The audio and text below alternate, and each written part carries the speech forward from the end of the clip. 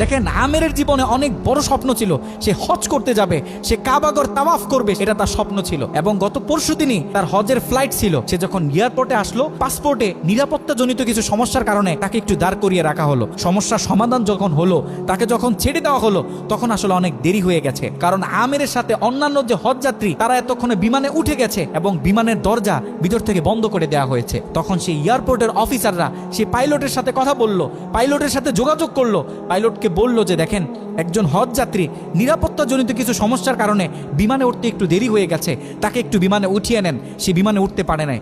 তখন পাইলট স্পষ্ট বলেছে যেই বিমানের দরজা একবার বন্ধ হয়ে গেছে সেই বিমানের দরজা দ্বিতীয়বার কারোর জন্য আর খোলা হবে না। একথা বলে পাইলট বিমানটা আকাশে ফ্লাই করলো।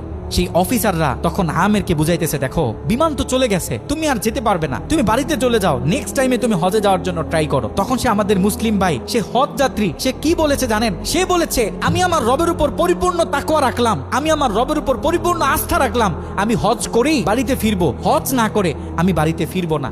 কথা বলে সে এয়ারপোর্টে দাঁড়িয়ে রইল। ঠিক কতক্ষণ পর সেই বিমান থেকে এয়ারপোর্টে মেসেজ করা হলো যে বিমানের ভিতরে যান্ত্রিক সমস্যা দেখা গিয়েছে, খুব ইমার্জেন্সি, বিমানটা সেই এয়ারপোর্টে ল্যান্ড করতে হবে। বিমানটা যখন এয়ারপোর্টে ল্যান্ড করা হলো, যান্ত্রিক যে ত্রুটি, এই ত্রুটিগুলো যখন সমস্যার সমাধান করা হচ্ছে, তখন সেই অফিসাররা সেই পাইলটের সাথে কথা বলেছে যে দেখেন কোনোভাবে এই যাত্রীটা একটু নেওয়া যায় কিনা, সে তো হজ করার উদ্দেশ্যে বাড়ি থেকে বের হয়েছে, সে তো বাড়িতে যেতে চাচ্ছে না, হজ না করে তাকে একটু নিয়ে নেন।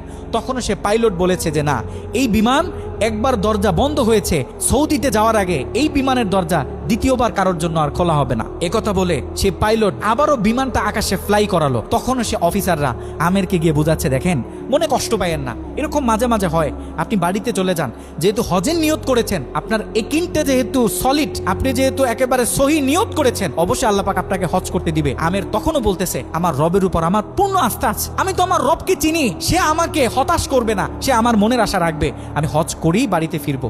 এ কথা যখন বলতেছে, এর ঠিক কিছুক্ষণ পরে আবারও সেই বিমান এয়ারপোর্টে মেসেজ করলো যে বিমানের ভিতরে এখন আগের চেয়ে বেশি কিছু যান্ত্রিক ত্রুটি দেখা গিয়েছে, বিমানটা আকাশে ফ্লাই করতেছে না, বিমানটা এমার্জেন্সি, আবার এয়ারপোর্টে ল্যান্ড করতে হবে। বিমানটা যখন এয়ারপোর্টে ল্যান্ড করলো, তখন সে পাইলট নিজে বিমান থেকে নেমে সে অফিসারদেরকে বলতেছে সে হজ যাত্রী কই, যাকে ছাড়া আমরা মক্কার উদ্দেশ্যে রওনা দিলাম, তাকে আমার হাতে তুলে দেন। আমি যতটুকু বুঝতেছি তাকে ছাড়া এই বিমান যতবারই আমরা আকাশে ফ্লাই করব, মক্কার উদ্দেশ্যে রওনা হব, আমার মনে হয় না যে এই বিমান স্বাভাবিকভাবে মক্কাতে গিয়ে পৌঁছাবে। তখন সে পাইলট সে আমেরের হাত ধরে নিজে নিয়ে সে বিমানের ভিতরে বসিয়ে দিল। দেখেন আল্লাহ পাক তো স্পষ্ট বলতেছে ওয়ামাই ইয়াতাওয়াক্কাল আলাল্লাহি ফাহুয়া হাসবুহ, যে আমি আল্লাহর উপর তাওয়াক্কুল করবে তার জন্য আমি যথেষ্ট, পৃথিবীর কাউকে তার দরকার হবে না। আল্লাহ পাক আপনাকে বলতেছে, আল্লাহ পাক আপনাকেই বলতেছে, যখন আপনি বিপদে পড়বেন, যখন কোনো বালা মুসিবতে পড়বেন, আল্লাহর উপর তাওয়াক্কুল করেন। আল্লাহ পাক বলে whatever you have spent for Allah, Allah is yours increase well. যখন আপনি আল্লাহর উপর সম্পূর্ণ তাকওয়া করবেন, যা কিছু হয়ে যাক, যত বড় বিপদ হোক, যখন আপনি আল্লাহর উপর তাওয়াক্কুল করবেন, তখন আল্লাহ পাকের পক্ষ থেকে আপনার উপর যে বারাকা, যে ব্লেসিং গুলো আছে, এগুলো তখন আল্লাহ পাক বাড়িয়ে দিবে। আল্লাহ পাক পবিত্র কোরআনুল কারিমে অন্য আরেকটা আয়াতে বলে, বান্দা জীবনে অনেক গুনাহ করছো, জীবনে অনেক বিপদ আসবে, অনেক বালা মুসিবত আসবে, খবরদার বিপদের শেষ প্রান্তে গিয়েও যখন দাঁড়াবে, লা তাকনাতু মির রাহমাতিল্লাহ, খবরদার কখনো তুমি আমার রহমত থেকে নৈরাশ হবে না। এ কারণে আমাদের জীবনে অনেক বালা মুসিবত আসবে, আপস এন্ড ডাউন জীবনে থাকবে, সব সময় যেন আমরা আল্লাহর উপর তাওয়াক্কুল করি।